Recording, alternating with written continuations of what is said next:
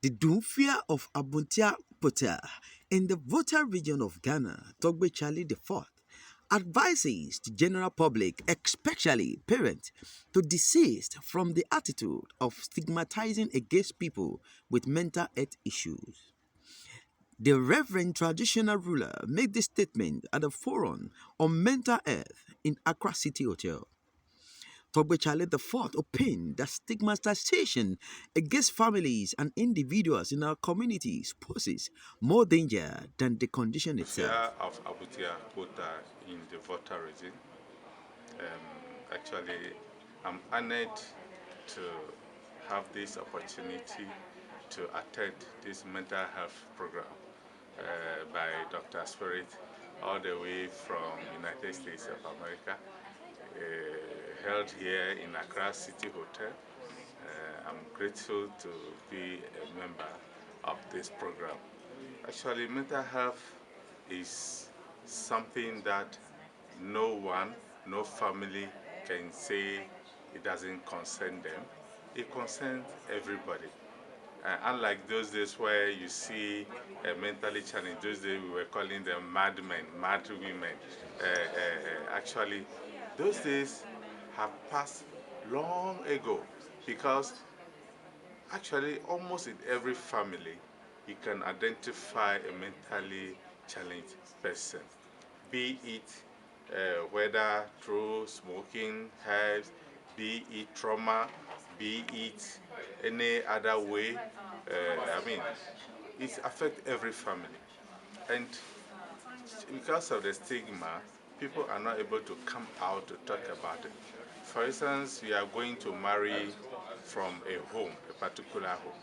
And in the whole area, the family is stigmatized. That no one should enter there to marry. Perhaps that might even be more dangerous or more problematic to that family. That family needs some people to just give them a little bit of help, push, and perhaps the entire family or more of them will have been out of that challenge. But they are stigmatized and the problem continues. So this education, every home needs it, every family, every household. So I want this to progress, to be happening every now and then. You see, in solving it, it's not just like jumping one day and then claim it's a minor, so it should be solved. Sometimes you have to go behind and understand from the traditional point of view, maybe churches, how they also understand the problem, and in society, society at large, you have to learn from the stakeholders to understand the problem before it can be tackled.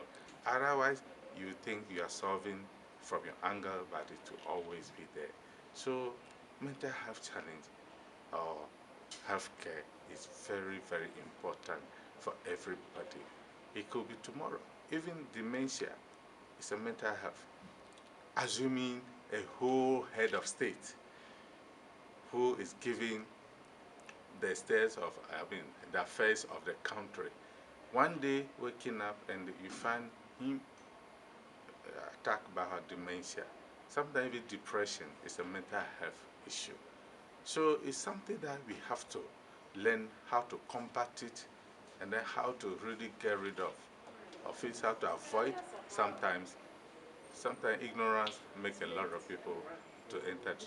People don't have that capacity to face challenges. The little challenge, they are traumatized. That's why they are gone. And this has to be made a continual education. We even feel it should be part of the academic curriculum, something of that sort, so that every day children even will be learning about it, both from a traditional angle or any other angle, they will learn about it. So we don't need to even impose on ourselves different cultures, how they live, and then they don't have this and that, so this problem. No, no, no. It may not solve our problem, but from our own drive, we will solve it. I was so much fascinated when I learned from Dr. Sperry that every woman had her kept in the grandmom, the maternal grandmother's womb for 4 months.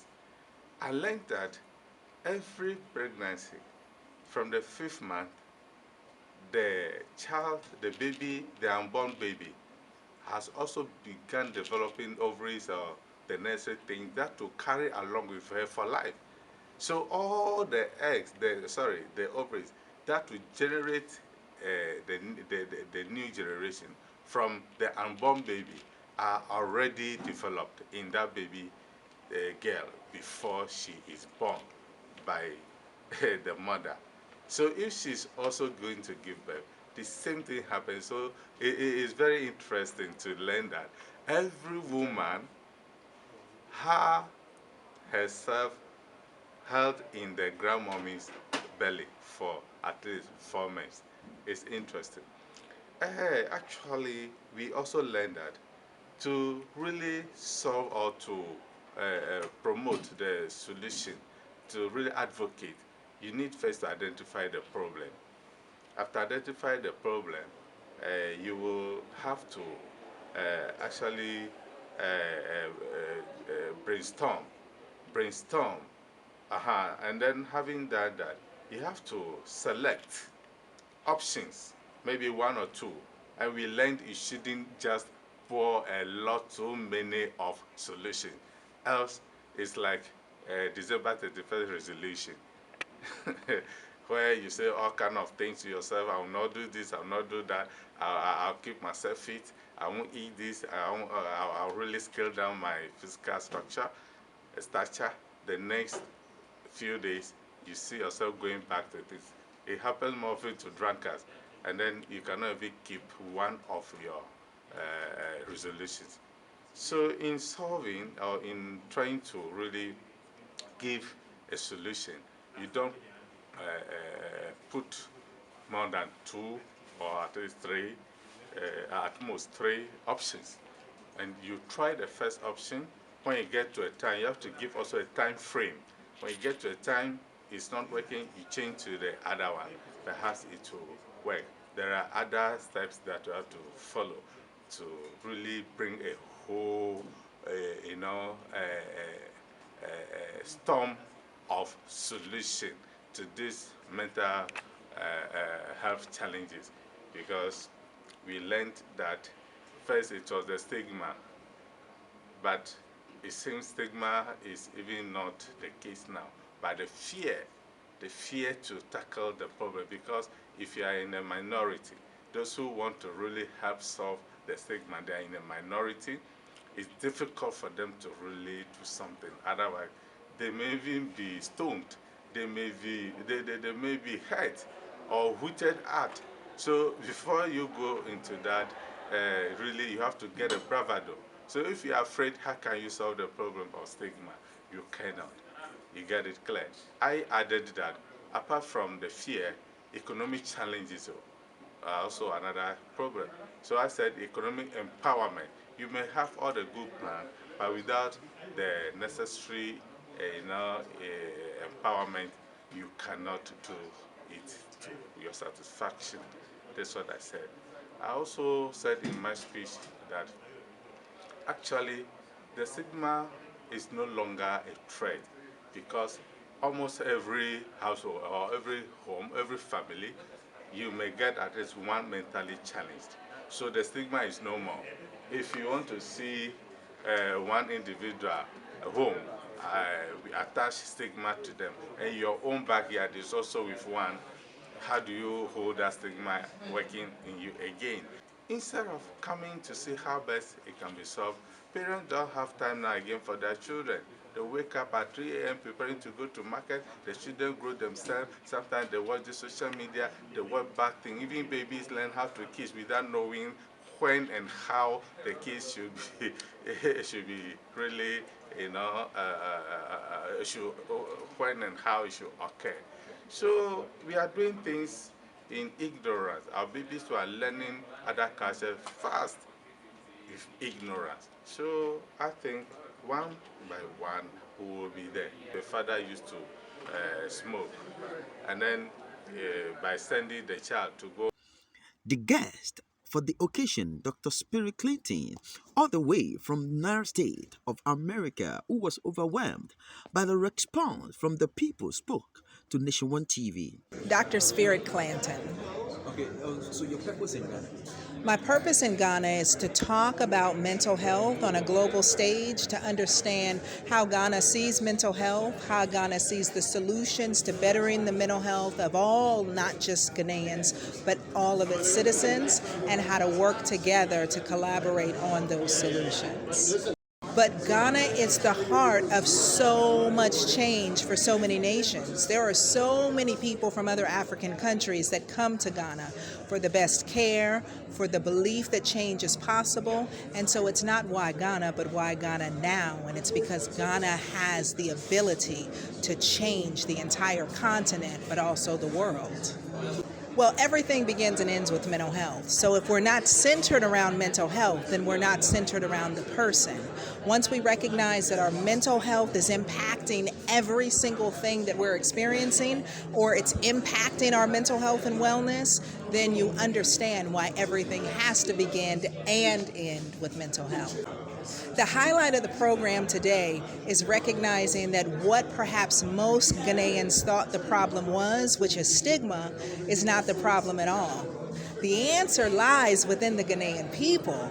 The question is, will they push past the fear in order to move to what they already know needs to be done? And that's the challenge, and that's the takeaway for all of us. How do we move past tradition? How do we move past fear? How do we move past the lack of resources to see what we do have so that we can be empowered to affect change? My message is push past the stigma and recognize that we all have mental health. What we don't all have is mental wellness. So no matter what anyone else is talking about, fight for your mental wellness. Fight for your right to thrive, and recognize that there is nothing wrong with saying that something is wrong. Something is wrong with all of us all the time. The question is, will you do what needs to be done in order to take care of you so that you can be well? My first experience in Ghana is overwhelming. It is absolutely overwhelming. The people here are inspiring. The desire to have change is overwhelming and abundant. The resources here, starting with the people, is absolutely the center of everything. And so I hope to come back many, many times. I hope that not only to come back and have the doors open, but I hope that in opening those doors, that what we'll find is the beginning of change that moves and shapes the world. What I'm going to take back to the U.S. is the voice of the people, is what I've learned, but also is to make way for those voices. I don't think it's for me to speak for the people of Ghana. I think it's for me to provide the resources that allows their voices to be amplified. So what I'm taking back to the United States is humility. What I'm taking back to the United States is empowerment. What I'm taking back to the United States is a collaboration of people who are willing to stand in the gap, to do the work, to protect and save us all. So what I'm taking back is Ghana. My special message to African women reinvented is that the power lies within you. And my presence and what you've created here today is a testament to that. None of this would have been possible without African women reinvented. And so that vision, that determination, that drive, and that courage, I hope that that reverberates across all women, men, and children, not just in Ghana, but everywhere around the world, because we could all use a little African women reinvented in all of us.